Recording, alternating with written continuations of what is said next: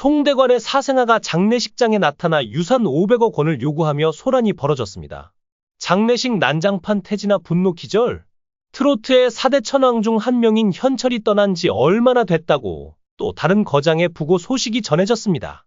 오늘 아침 송대관이 세상을 떠났다는 소식이 들려왔습니다. 평소 지병이 있어 3차례의 수술을 받았으나 상태가 호전되지 않았고 오랜 투병 끝에 결국 사망했습니다. 송대관의 장례식장은 마지막 이별의 슬픔이 가득한 곳이었습니다.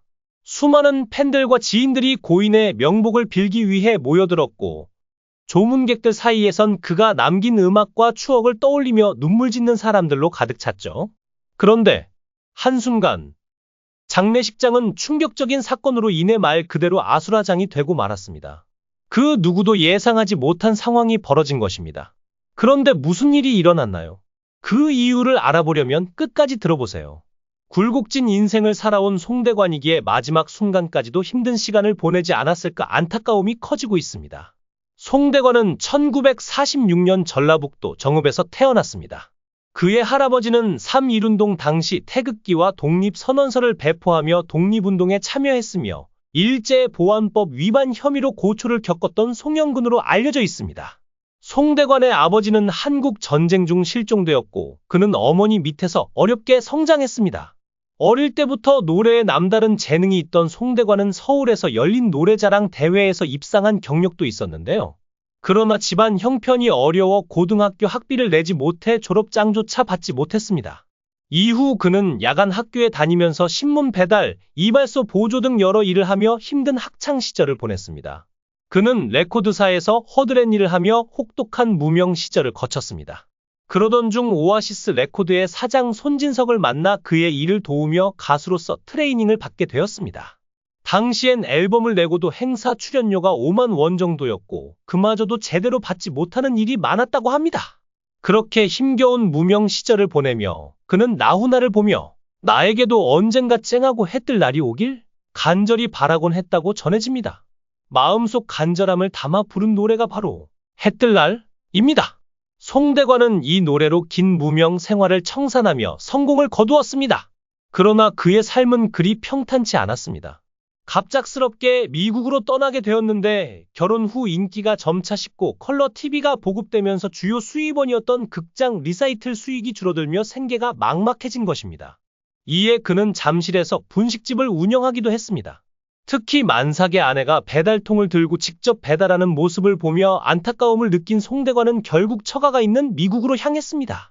미국 생활 초기에는 직업이 없었던 송대관 대신 아내가 일식집에서 아르바이트를 하며 생계를 유지했다고 합니다.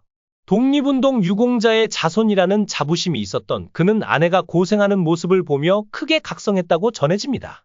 이후 그는 정신을 차리고 본격적으로 일에 나섰고 샌드위치 전문점과 슈퍼마켓 여러 곳을 운영하며 점차 생활이 안정되었습니다.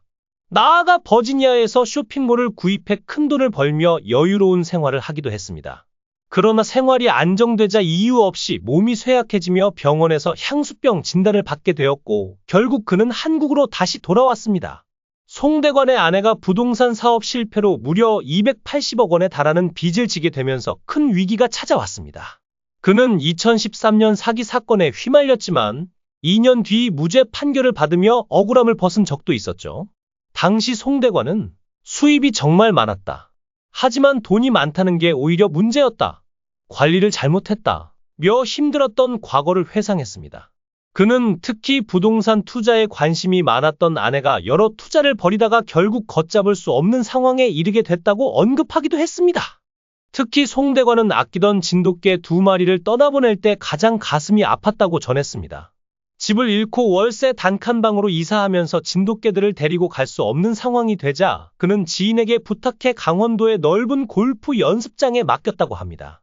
그는 진돗개들이 그렇게 울었다. 나는 빚지고 망하면서도 한 번도 안 울었는데 그때 처음으로 통곡했다. 며 슬픔을 토로했습니다. 송대관은 평생을 비참하게 보냈지만 생애 마지막에 장례식이 망가지면서 불행한 삶을 살게 되었다. 바로 송대관의 사생아라고 주장하는 한 남성이 장례식장에 나타나 유산 500억 원을 요구하며 난동을 부리기 시작한 것입니다. 이 남성은 조문객들이 지켜보는 가운데 나는 송대관의 아들이다. 아버지의 유산 중 내 몫을 당연히 받아야 한다. 라며 소리쳤습니다. 현장은 순식간에 혼란에 빠졌고 조문객들은 충격에 휩싸였습니다. 송대관의 가족들은 물론 태진아를 비롯한 가까운 지인들까지 모두 어리둥절한 표정으로 상황을 지켜볼 수밖에 없었습니다. 특히 송대관의 법적 아내와 아들, 딸들은 충격에 휩싸여 말을 잇지 못했습니다. 이 남성은 끝까지 자신이 송대관의 숨겨진 아들이라고 주장하며 유산 분할을 요구했습니다. 진아는 이 충격적인 상황에 정신을 잃고 그대로 쓰러졌습니다. 가족과 지인들이 그녀를 부축해 응급조치를 취했지만 이미 그녀의 얼굴은 창백해져 있었습니다. 주변에 있던 사람들은 이 사태가 단순한 해프닝이 아니라 더 큰 비밀을 암시하고 있는 것이 아닐까 하는 의심마저 품기 시작했습니다. 조문객들 사이에선 온갖 소문이 퍼지기 시작했습니다. 송대관의 인생이 워낙 파란만장했던 만큼 혹시 과거에 밝혀지지 않은 비밀이 있었던 것이 아닐까 하는 추측이 이어졌습니다. 송대관은 한때 미국에서 생활하며 다양한 사업을 운영했었고 그곳에서의 생활에 대해서는 알려진 바가 많지 않았습니다. 이 때문에 일부 사람들은 미국에서 살던 시절에 무슨 일이 있었던 것 같다 라며 여러 가지 억측을 쏟아내기도 했습니다. 그러나 송대관의 가족들은 강하게 부인했습니다. 고인의 명예를 훼손하려는 행위에 법적 대응을 하겠다 라고 밝혔습니다. 이어 송대관의 딸은 울분을 토하며 아버지를 떠나보내는 이 중요한 순간에 이런 일이 벌어져 너무 분하다. 도저히 용납할 수 없다. 고 말했습니다. 결국 장례식장에 경찰이 출동하게 되었고 문제의 남성은 경찰에 연행되었습니다. 하지만 그는 연행되는 순간까지도 나는 송대관의 아들이다. 법정에서 진실을 밝히겠다. 라고 외쳤습니다. 경찰 측은 이 남성의 신원과 주장의 진위 여부를 철저히 조사할 계획이라고 밝혔습니다. 고인을 떠나보내는 자리에서 벌어진 충격적인 소란의 장례식장은 깊은 슬픔과 혼란에 빠졌습니다. 한편 태진아는 인터뷰에서 대관이 형이 저 세상에서 얼마나 가슴 아파하고 있을지 모르겠다. 이런 일이 벌어질 줄은 상상도 못했다. 며 깊은 안타까움을 드러냈습니다. 송대관의 음악을 사랑했던 팬들은 이런 일이 고인의 명예를 훼손해서는 안 된다. 며 공분하고 있습니다. 한편은 송대관 선생님은 우리에게 위로와 희망을 주신 분이다. 마지막 길만큼은 편안하게 보내드려야 한다. 라고 눈물을 흘리며 말했습니다. 과연 이 사건의 진실은 무엇일까요? 송대관의 숨겨진 가족이라는 남성의 주장은 사실일까요? 아니면 단순한 소동에 불과한 것일까요? 경찰 조사가 시작됨에 따라 곧 그 진상이 밝혀질 것으로 보입니다. 이 충격적인 사건으로 고인을 향한 추모의 마음마저 혼란에 빠진 지금 모두가 진실과 정의가 밝혀지기를 기다리고 있습니다. 이 영상이 재미있으셨다면 댓글을 남겨주세요.